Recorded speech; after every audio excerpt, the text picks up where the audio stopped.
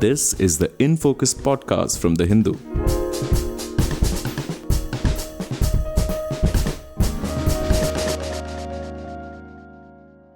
Hello and welcome to another episode of the In Focus podcast. I'm your host, Sampath. It was widely expected that Iran would respond to the bombing of its consulate in Syria in what was a suspected Israeli strike. And it was an attack that killed 7 senior military and diplomatic officials of Iran. And the retaliation came last Saturday when Iran launched a direct attack on Israel. Israel claims to have intercepted 99% of the 300-odd drones and missiles fired by Iran, but a few of the missiles did sneak through its defenses and hit sensitive military targets on Israeli territory. Now, Iran has said that it would take no further action unless Israel chooses to escalate. Israel, on its part, has vowed to quote-unquote exact the price from Iran when the time is right. What are the strategic implications of Iran's unprecedented direct strikes on Israel? How serious are the risks of a wider regional war? And where does this leave the ongoing negotiations for a ceasefire in Gaza? We discuss all these questions and more in this episode of In Focus, and we are joined by Johny, who has just returned from a visit to Israel. Stanley, welcome back to In Focus. Thanks, Sampath. Glad to be back. So, Stanley, both Iran and Israel have claimed military success following Iran's strike with a barrage of missiles and drones on Israeli territory. Some 300 of them is what the number we are hearing. And Israel claims to have intercepted nearly all of them, proving its defensive capabilities. And Iran claims to have hit military targets and proclaimed its deterrence capabilities. So who has come out looking stronger from this whole exchange in your assessment? I think,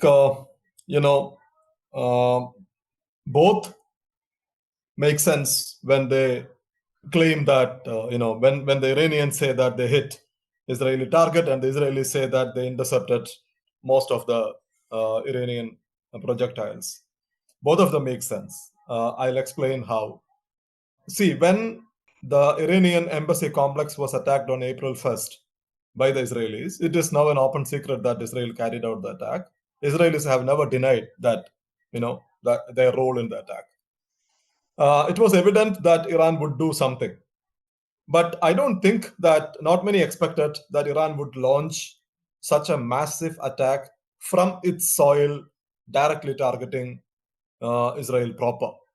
That was something analysts did not expect. Everybody expected Iran to use the proxies. That's not what happened. So Iran launched, and this is not a small attack. Iran launched some 300 drones, attack drones, cruise missiles, and ballistic missiles, in total 300 plus. And some of them actually hit military targets in Israel. And on the other side, Israel faced such a massive attack, and Israel claims that they shot down 99% of the barrage. But see, Israel was supported by the United States, by the French, by the British, and by the Jordanians. So Israel has one of the world's most layered missile defense systems. And this was added and further bolstered, strengthened by Israel's allies, basically the alliance that put together by the United States. And everybody was in action, right? The Jordanians shot down the drones and missiles in the Jordanian airspace. The Israelis and the Americans were shooting down projectiles in the Syrian airspace. So most of the drones did not even make into the Israeli airspace. So collectively, they shot down the Iranian projectiles. So which actually shows that Israel's defense capabilities, when it is supported by Israel's allies, is quite strong. But on the other side, despite this, you have one of the world's most advanced defense systems, and you have some of the most powerful countries supporting Israel's defense systems, including the United States, France, and the United Kingdom.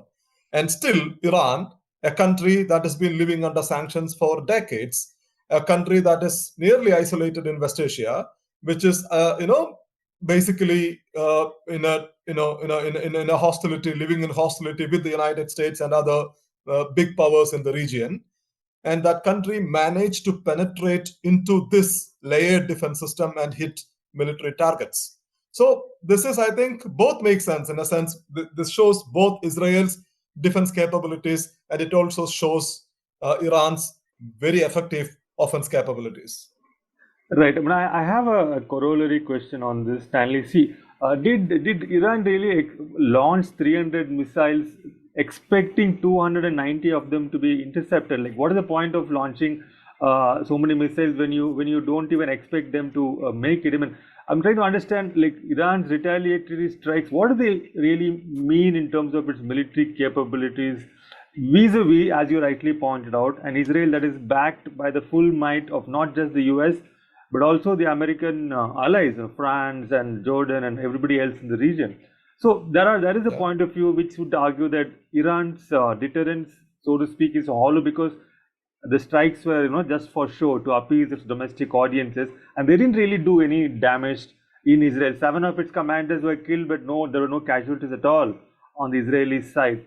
So what exactly has been achieved, and what do we make of what do we make of a strike where out of 300, 290 were intercepted? What is the benefit of this kind of attack for the attacker? I mean, okay. So let's look at this appeasing the domestic audience question. That is one.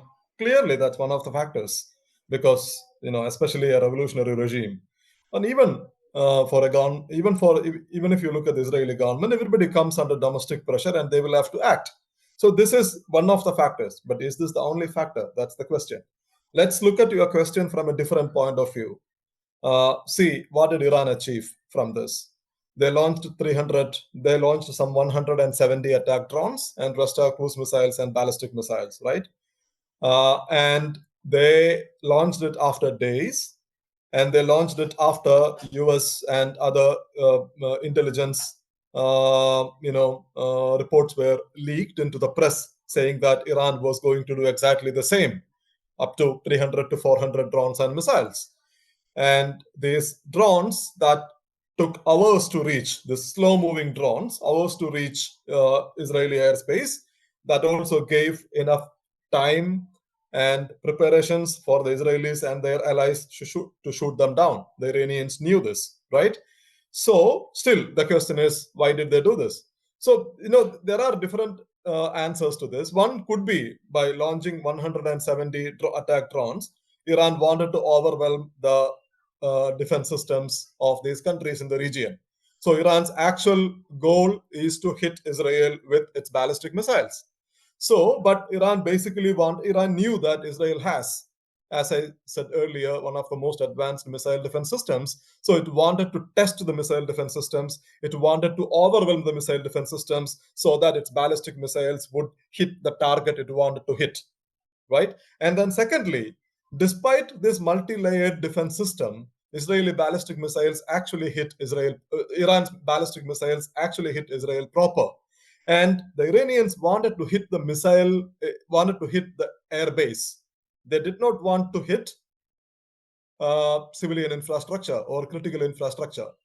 But the message the Iranians are trying to send to the Israelis and the Americans is that despite your missile defense systems, despite the support Israel is enjoying from the United States, from the United Kingdom, from Jordan, and from France, and maybe from other countries. Apparently, there were reports that the Saudis and the Emiratis had shared intelligence with the Israelis. They did not actively participate in interception, but they shared intelligence. So the American alliance kind of stays intact in the region. So despite the mighty alliance, the presence of the mighty alliance, the Iranians actually carried out precision strike at an Israeli air base.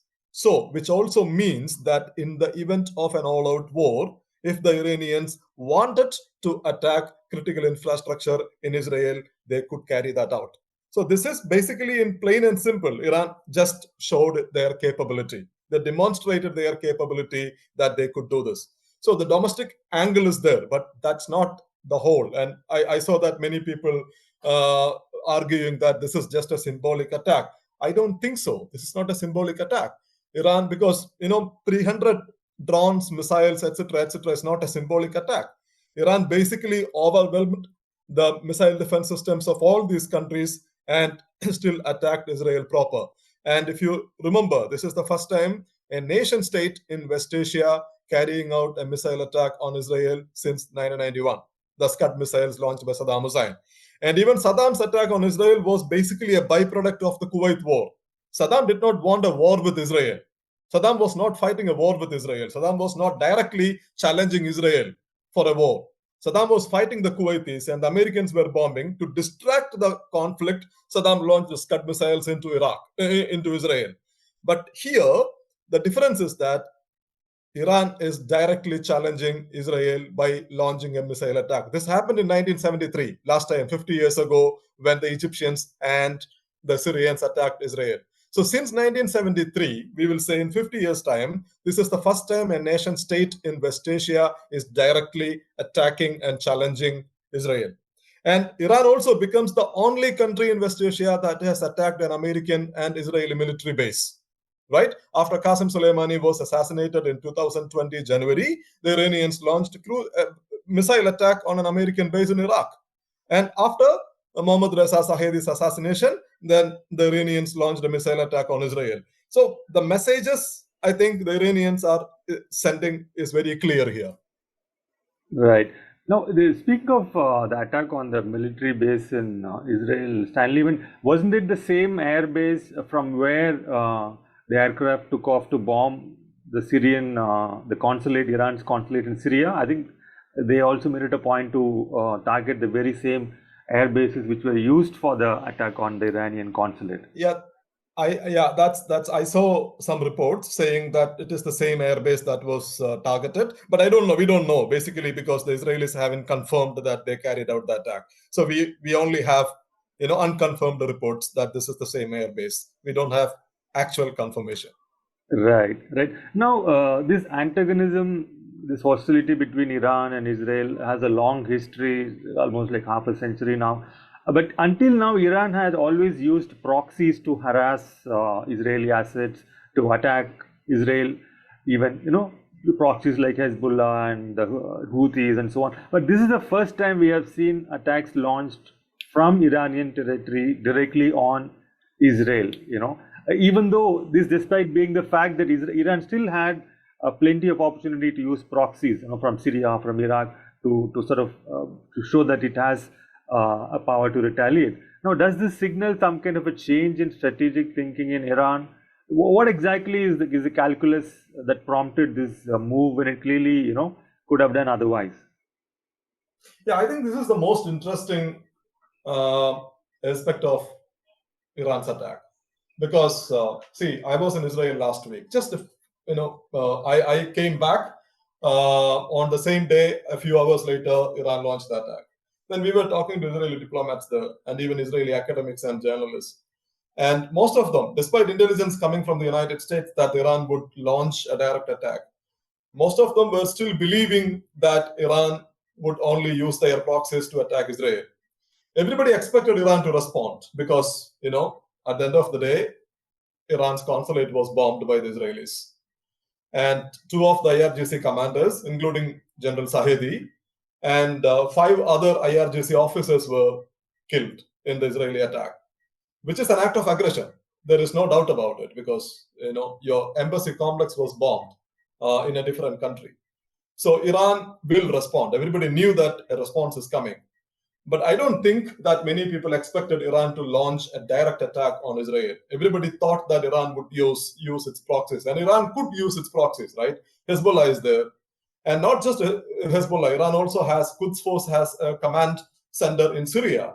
So it was theoretically possible that if Iran wanted to launch an attack that would also give an off-ramp, Iran could have launched an attack from Syria, targeting Israeli troops in Golan Heights, which is an occupied territory, without directly attacking Israel proper.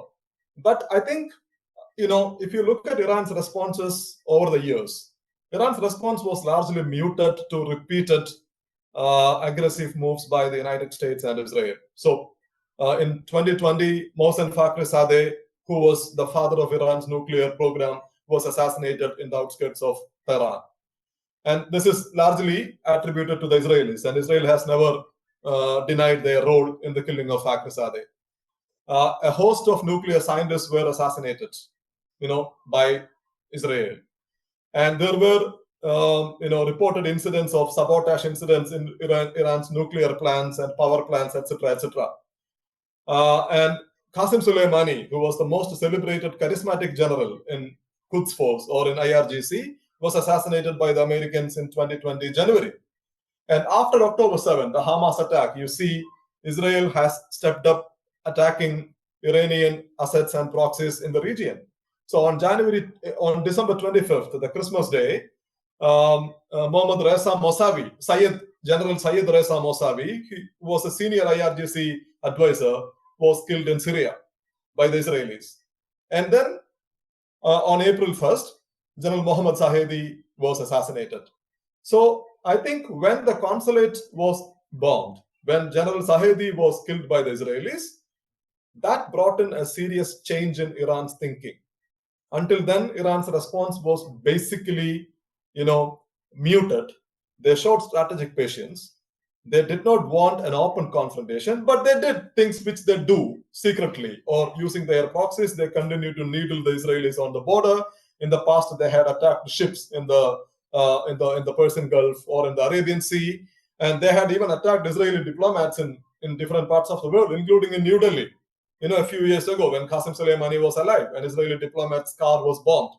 So Iran had carried out attacks against Israelis using their shadow networks. But I think after General Mohammad Zahedi was assassinated, after the consulate was bombed by the Israelis, the Iranians, I think, took this critical decision that they should respond, and they should respond directly. So they wanted to change the existing equation, and they wanted to establish a new strategic equilibrium.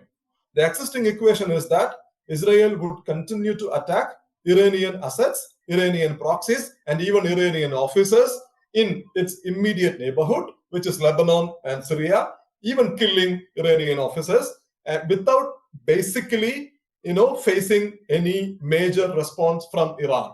This was the existing equation until day before yesterday, until Saturday night. But then, after carrying out a direct attack on Israel, I think the most important message the Iranians are sending is that the era of strategic patience is over. So they are telling the Israelis that if you continue to attack our officers, even if it is in Damascus or in Beirut, there will be consequences. And the consequences could be escalatory. Israel can also respond. Iran will have to face the price. But Iran, I think, has decided that they are ready to bear the price, even at the cost of an all-out war. So this is a major shift from how Iran had looked at the region till now. So the Iranians, you can call them whatever you want to call, depending on your political views, but the Iranians knew that the moment they carried out a direct attack on Israel proper, which is a very rare thing in West Asia, right? Even after, 33,000 Palestinians were killed in Gaza, Israel still has a diplomatic relationship with Egypt and Jordan. So the Arab countries hardly raise a voice against the Israelis. So Israel doesn't face any major challenge from the state actors in this region from 1973. But Iran has basically broken that consensus by directly attacking Israeli land. So the Iranians knew that they are crossing a red line. There would be repercussions, and they seem ready to face those repercussions. So I think this is a major change in Iran's approach. They want to set up a new strategic equilibrium, and they tell the Americans and the Israelis that the free hand is over. The era of strategic patience is over. I think this is my most important takeaway from Iran's attack. Right. I mean, the Iranians want to establish a new strategic equilibrium. Now, Stanley, this is really interesting. But do you think what has changed? I mean, yes, Israel did attack its consulate, but something needs to have changed with Iran's own capabilities to face the repercussions you've been talking about. Otherwise, no matter, I mean, if you're facing a superior force, I mean, there's no point retaliating unless you have a chance of, of sort of sustaining a kind of a hostility with that superior force. Now, Iran has been muted in its response in the past because, Israel obviously has got the backing of a superpower and every other ally in the region. But now, has there been any kind of an understanding that Iran has reached? We knew that Iran, through the Swiss, had informed the US that it's going to attack. And maybe did the US, Washington say, okay, we won't interfere, so that which emboldened Iran to make this kind of an attack? Or has Iran reached some kind of an agreement with other Arab regimes or with Russia or China? Like, what gives it the strength or the boldness or the courage to sort of to say, okay, whatever Israel can do in retaliation, we are ready for it, right? And there must be something which must have changed within Iran to be able to take that position. Yeah, the plain answer is that we don't know what actually happened, because I think, any assurance from the Americans, I don't think Iran would buy that. If you look at it from an Iranian point of view, they won't trust the Americans. Even the nuclear deal has gone down the tube. So that is up. So, but the Iranians may have let the Americans know, that is quite possible. Let the British know that they were going to do this through either to the Swiss or through the Omanis. That's quite possible. But the Iranians also knew that in the event of an all-out war, the United States would support Israel. I mean, everybody knows that. Even Biden is now saying that he won't join any retaliatory counter-strike. Maybe possible, but if the counter-strike leads to an all-out war between Israel and Iran, the United States would eventually be dragged into the war, which is, everybody knows that. Iranians also know that. So we don't know what actually, went behind the change in their strategic calculus. But as an outsider student of West Asia, if you look at this region, you can see that a couple of things, that Israel is actually stuck in Gaza. After 6 months of war, Israel has not, we've been saying this, right, in our pieces and also in our podcast, despite the, the invincibility or whatever people attribute to the IDF, after 6 months of war, Israel hasn't dismantled Hamas. Israel hasn't got the hostages back yet. And there is an internal political crisis brewing in Israel. You must have seen Yair Lapid's statement last night, where he said Israel has lost. In the context of Yair Lapid's statement, Stanley, I was going to ask you, we know that Benjamin Netanyahu for the longest time has been sort of wanting the US to attack Iran. He wanted some kind of a justification for a war with Iran to sort of, to put an end to that threat. But now finally, he's gotten Iran to attack Israel. Basically, the Netanyahu regime got what it wanted. And now it's like, now what kind of a situation? Yeah, Netanyahu got Iran to attack Israel, that's right. But Netanyahu, the question is whether the United States has the appetite to go for an all-out war with Iran at this point of time. See, Netanyahu always wanted to attack Iran, but Netanyahu did not want to go to a war with Iran on his own. That is the difference here we have to make. Israel doesn't want to fight Iran on its own. And it's not easy for Israel. Israel is a small country in terms of population, in terms of size. It may be a nuclear power. It is a nuclear power. But Iran, on the other side, is also a substantially powerful country. You look at the size, you look at the population, you look at its history. So it won't be an easy war between Israel and Iran. And Iran has very powerful proxies. For example, Hezbollah still hasn't opened a second front, even after October 7. So, but if there is an all-out war between Israel and Iran, definitely Hezbollah is going to launch a ground attack, which means IDF will have to allocate a substantial portion of its resources to fight Hezbollah in the northern border. Because in Upper Galilee, I was there in Upper Galilee last week, Upper Galilee is already a no-man's zone. Some 60,000 Israelis have been uprooted from the region because of Hezbollah rockets. So, a direct war with Iran would not be easy for Israel. It would not be easy for Iran as well. But what Netanyahu always wanted to join an American-led war on Iran, not to fight Iran on his own. That is the difference here we have to make. And the United States is in an election year. Biden is facing a lot of internal challenges. And clearly, Biden has made it clear that he doesn't want a war with Iran, right? But they also fear that they could be dragged into the war. That's a different matter. You look at Kirby's statement, you look at Blinken's statement, they all say they are basically asking Israel to stand down, right? So I think this is a major difference here. So the Iranians look at Israel and then they see that there are issues between the Israelis and the Americans. The war in Gaza is not going on as Israel planned, and there are internal challenges which Netanyahu is facing. And they also see that the substantial anger on the Arab street towards Israel and their own governments, Arab governments, who do nothing, basically nothing to to protect the Palestinian lives. So Iran sees an opportunity to directly strike Iran. This is my analysis. I may be wrong, but I'm saying when you ask what actually made the change in Tehran, what actually prompted them to take risk, I think you have to look into all these elements into consideration. Right. It does seem like a very complex and a bit of a bold calculation. It has its risks, but I think Iran did take a calculated gamble, is what it seems like. I mean, as outsiders, we can only speculate. Now, coming to the Cairo peace talks, Stanley, when the entire the attention global attention has shifted away from the really terrible situation, which is, I mean, it's like an overstatement to call it a war. It's just a bombing and starvation campaign which is going on. And so there is this effort to come to some kind of a ceasefire. Where do we stand now? I mean, Hamas and Israel, they've been talking in Cairo. What happens to those talks? How is it going? So I think so Mossad said the other day that Hamas has rejected the Cairo proposal.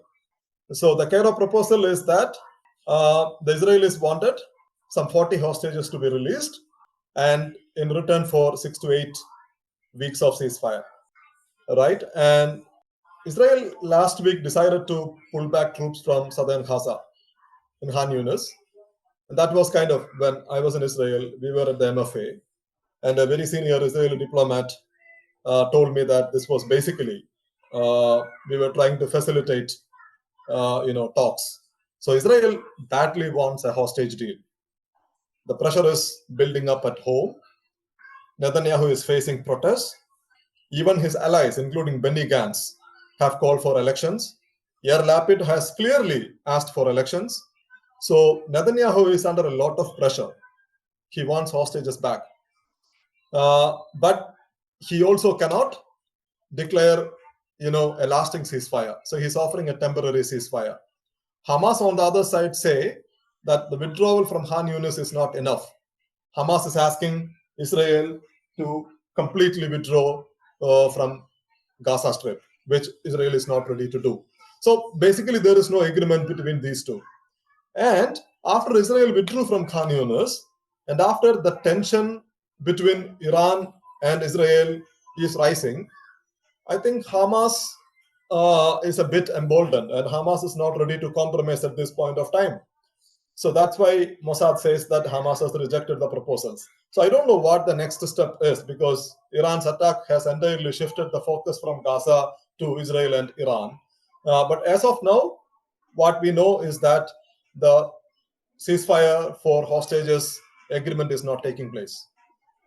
Right. So the agreement is some kind of a stalemate. The talks are in a stalemate stage. Now, one last question, Stanley, before I let you go. I mean, you were in Israel last week, so I'm just curious to know what did you see, what did you observe it in terms of the mood, the general sentiment in the country which is at war. I mean, we keep reading new reports that there is a lot of discontent against the Netanyahu regime, the Netanyahu administration. But has that translated, let us say, into some kind of a waning of the national appetite or the national stomach, let us say, for war and violence in Gaza? Is there any change in the mood which seems to suggest, let us say, that, okay, let's end this now, let's call a ceasefire and then let's talk? Or is there still a huge kind of a sentiment in favor of going ahead with this current assault until, the goal, the above goal of eliminating Hamas, quote unquote, is achieved? What did you observe there? I thought war weariness was setting in Israel. This is not because of any opposition to what Israeli army is doing in Gaza, because the people I talk to mostly, they say that they try to keep the memories of October 7 alive, and what happened on October 7 was horrific.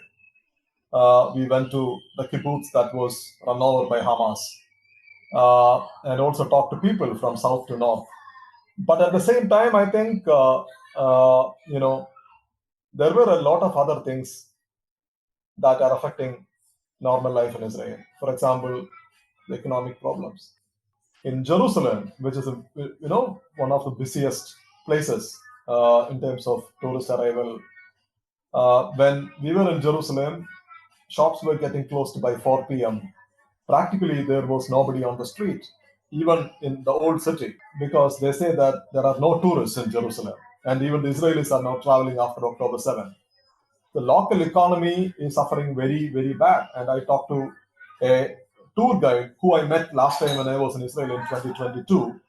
And she was also telling us that there is no business. There is no business at all. And also other people, for example, I talked to a taxi driver and who's saying he wants the war to be over because his son, who is a conscript, is in Gaza. He says, my boy is in Gaza. I want him back home. Because Israel is a country that has military conscription, right? So every family is affected by war. And and also there is growing, frustration among the Israeli public with the fact that the hostages are not being released. They think the government did not do enough. So they wanted a ceasefire deal with Hamas, not for the sake of the Palestinians, but to get the hostages back. Because Hamas captured 230 people on October 7th, of which 130 people are still in captivity, and it's been 6 months. And there is a protest movement going on across Israel. So if you go to Tel Aviv airport, inside Tel Aviv airport, there is a huge banner hanging on a wall calling, bring them home, bring them back home. So in Tel Aviv, in Jerusalem, everywhere you will see this banner. When we were there, we were in Tel Aviv, Jerusalem saw a massive protest in front of the Knesset, Israeli parliament, in which some 50,000 people participated, and their demand, bring the hostages back. And they're asking Netanyahu to go. They're asking for elections. Benny Gantz is a member of Israel's war cabinet, and Benny Gantz has called for elections. And then we discussed Yair Lapid's statement. Yair Lapid said that Israel has lost its deterrence, and he also blamed the Jewish terrorism in the West Bank. He says the Jewish terrorism is gone out of control. So the pressure is clearly building up in Israel. War weariness is setting in because the war is going on and on without any end. And, Israel wanted to dismantle Hamas. Israel wanted to bring the hostages back.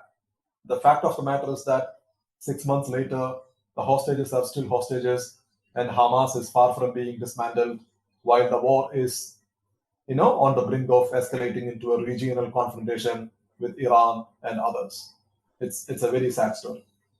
Right, it is a grim situation indeed. That's very nicely summed up, Stanley. I really don't want to add to that. Thank you so much for joining us and for sharing your thoughts and insights. As always, pleasure talking to you. Thank you so much. Thank you, Sampath. Thank you very much. In Focus will be back soon with analysis of the biggest news issues. In the meantime, you can find our podcast on Spotify, Apple Podcasts, Stitcher, and other platforms. Just search for In Focus by The Hindu. We'll see you soon.